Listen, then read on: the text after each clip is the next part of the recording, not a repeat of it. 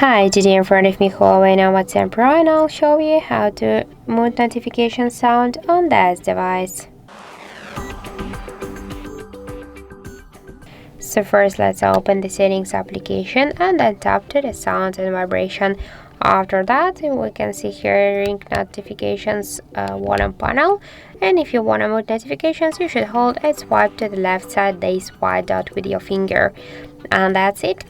But if you wanna mute only notifications and you want to stay with the ringtones, so you should unmute this volume panel, then scroll down to notification tone section and switch your currently notification sound just to none.